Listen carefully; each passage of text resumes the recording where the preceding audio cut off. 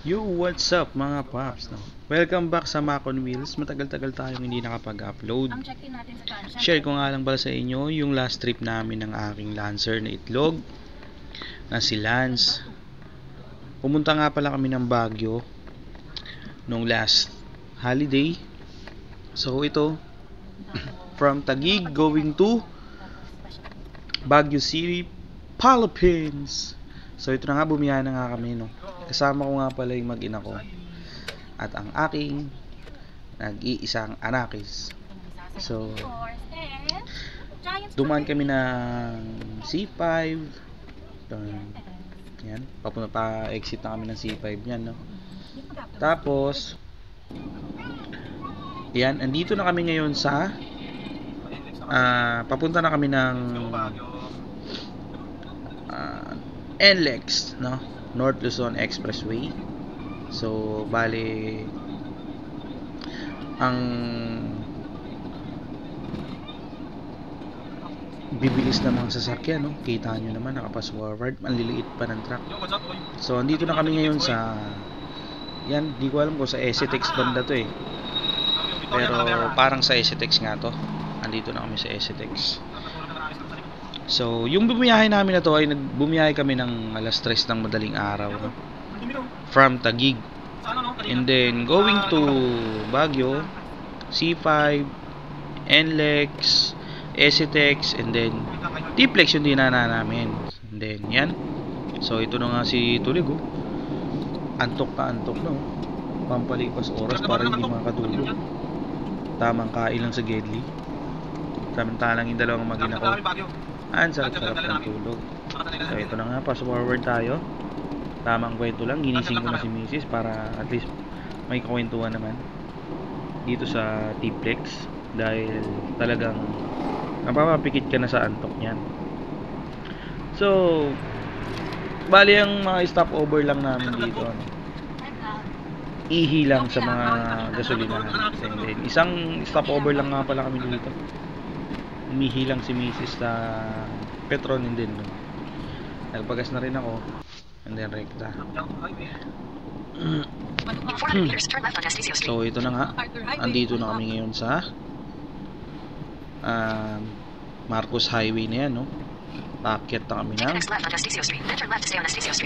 Baguio. So bago nga pala kami makita ang Baguio dito, kumain muna kami sa isang kainan dito sa baba ng Marcos Highway, yung Only Rice. Tapos sasarap ng mga pagkain dun, no? So tamang chill ride lang, usually 80, 100, 120, mga ganun lang yung takbuhan natin dito kasi chill ride lang naman tayo eh. And then ingat-ingat talaga sa biyahe, no? So sa mga nagbabalak nga pala bumiyahe ng Baguio gamit yung mga 1990s nating sasakyan, no?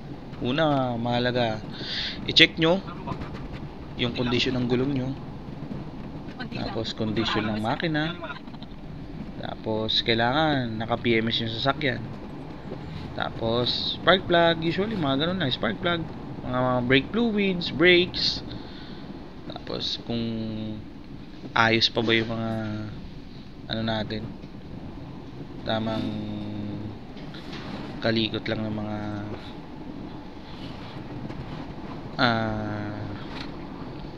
sasakyan, no? Lalo na yung cooling system ng sasakyan, no? So, ito, tamang chill ride lang. Tapos nga pala, yung akyat namin dito eh talagang napakahirap kasi from Marcos Highway sa patakyat ka na, sobrang traffic. Pag mula dun sa tulay sa may tunnel, no? Tip ko lang sa inyo, huwag kayong kakakit ng Baguio ng holiday, yung sasabay kayo sa maraming tao. Napakahirap. Wag nyo na subukan. Hello, pala. So ito na, no? Bakit na kami yan? Yan na, simula ng pagkalagpas ng tunnel yan. Napaka-traffic. May kasabayan pa akong isang Lancer. Lancer, oh. Napaka-sabay kasi sa Baguio. lowered na nga yung Lancer niya. Hello, pala. Talagang makikita mo. Shoutout sa'yo, Paps, kung makikita mo man tong video na to. Simula dyan, paglagpas ng tunnel, gapang na yan, papunta na dun sa taas. So ito na, finally, Nandito na kami sa SM Baguio. Ito, si kulit oh. Tamang kulit-kulit lang si daddy oh. Bait niyan. Siya nga pala si Siley, ang aking nag-iisang anak. Na makulit at mabait at sweet. Ay, si mami oh. Tamang bili lang ng tinapay oh. Dito ka lang! Diyan nga pala kami sa SM Baguio. Pumunta siya kami bread talk. Dito ka lang, Dahil anak! nagugutom na daw, kakain na daw siya. So, yan, tamang kulit-kulit lang si Siley dyan. And ito na nga pala, bumaba na kami ng Burnham Park. Lakad lang kami dyan. So, after namin ng isang araw sa Baguio, natulog kami, transient. So, yung nakuha pala namin transient dyan is 1,900 pesos lang. 22 hours, no? Nag-check-in kami ng alas 2, out kami ng alas 2 din. Pero nag-out kami ng umaga kasi alis pa kami. Pupunta pa kami ng La Union. Sleep ka na lang muna, anak ko. So, tamang ano lang. Trip lang, no? Yun lang. Nagilian Tara, Road. punta na kami ng La Union. Going to La Union. So, pagpunta namin ng La Union, doon na kami dumaan sa Strawberry Farm. And then, pumunta pala kami ng Strawberry Farm muna bago kami pumunta ng La Union. Ilocos, no? And then, yung daan namin nito, yung shortcut na, papuntang Ilocos Sur, dito sa Nagilian Road. So, kailangan pag pupunta talaga kayo dito, kondisyon na kondisyon yung sasakyan nyo kasi grabe yung tarik ng mga daanan dito. Tapos, siko-siko pa, no? Grabe, sobrang tataas ng kalsada dito. Pwede mo naman siyang ano yung love, pwede mo siyang kuhanin. Ayan, sa Nagilian Road, siguro mga 40 kilometer away from Baguio. 45, mga ganun. 40 to 60. Diyan, from Nagilian, from Baguio, Strawberry, papuntang Ilocos Sur, San Fernando, Bayan Nagilian Road is mga 40 to 50 kilometer away yata. Yan, no? So, kailangan talaga kondisyon na kondisyon yung driver pag aakit kayo rito. Kasi sobrang tatarik, siko-siko yung daanan. And then, Yan lang ikaw, anak. tapos one way lang yan. Two way lang siya. Yan, mabibilis pa ng mga sasakyan dyan. Usually, mga dumadaan dito yung mga bus, tapos yung mga truck na nagdadala ng gulay, no? Yun. Papuntang Ilocos, La Union, or galing La Union, papuntang Baguio. Vice versa lang sila eh. So, yan. Let's go. Punta na tayo dun sa La Union, no? Dito? Yan nga pala. Nahuli tayo. Kami dumadaan. Makukulong si mami and daddy. Tsaka nakakatakot din yung daanan dyan kasi pag nagkamali ka, diretso bangin ka rin. So, ito yung tip ko. Pag pupunta kayo ng Baguio or gusto nyo bumaba ng Ilocos, yan, dito kayo dadaan. Punta kayo, nandyan kayo dumaan sa Nagilian Road. College? Alright. Sa bundok? So, liko. Fast forward na tayo dyan. Yung gawin mo yung ganyan tapos pataas ka. Hindi niya kaya yung ganyan. Ito? Hindi niya kaya. Sobrang taas. Nakasingin, ang signal pala dito, anak.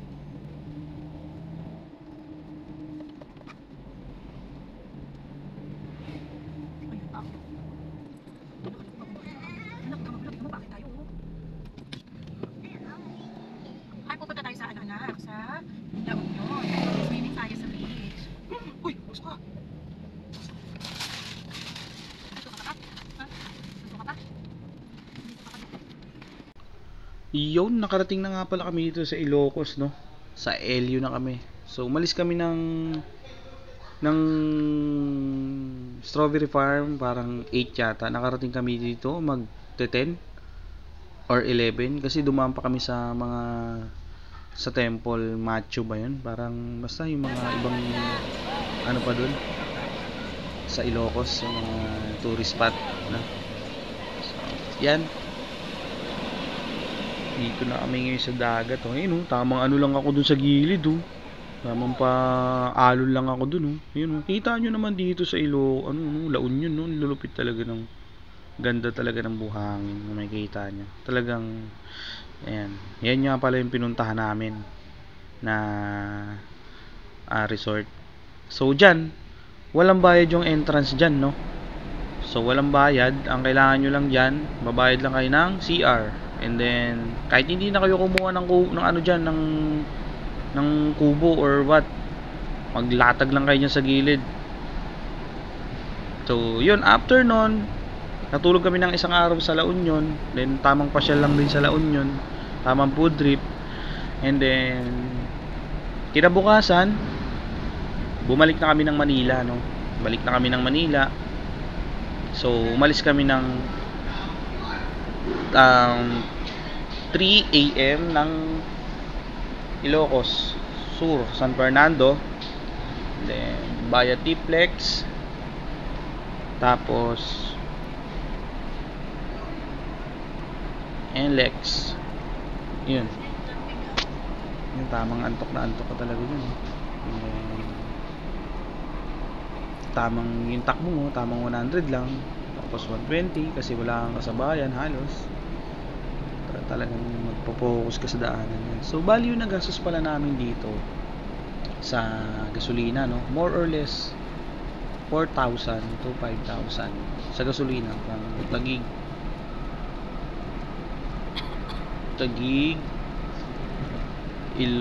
Baguio, Ilocos, tapos Ilocos Sur, San Fernando going to Taguig. Ano na yun, parang all in 600 or 700 kilometer balikan. Tapos yun, yung nagastos namin more or less 4,500 to 5,000. Yun lang. Tapos sa toll fee more or less 1,700 all in na yun, lahat na. NLEX, SCTX, T-Flex, balikan 1,700. Sobra na yun. So yun, ang ganda ng tanawin sa T-Flex, no? Marami ka ng masata. Ayun yung mga magandang biyahe pagka balik kayo ng Manila. Hindi kayo sasabay ng rush hour, lalo na pag holiday. Yan, holiday, Sunday kami umuwi yun. Sunday ng madaling araw. Ay, tama, Sunday na madaling, or Monday na madaling araw, sorry. Monday na madaling araw kami umalis na. Yan, tamang drive lang. So, tapos yung ginastos pala namin dito sa tinuluyan namin ay sa Baguio 900 one night. Tapos sa La Union 1,100 one night with parking ngayon sa sasakyan, with parking ng mga sasakyan. So marami naman kayo makikita mga transient. And then lalo na sa Baguio, and then sa La Union marami dyan sa mga gilid-gilid lang ng mga resort. So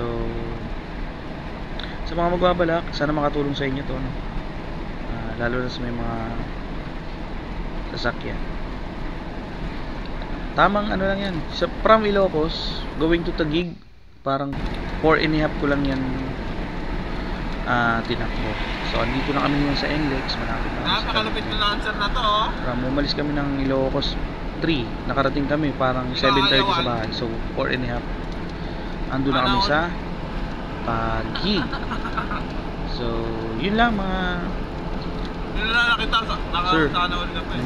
sana may natutunan kayo sa vlog na to, and then enjoy sa mga biyaheng paparating, lalo na ngayong holidays. Bye bye. Okay, dito kami ngayon sa NLEX.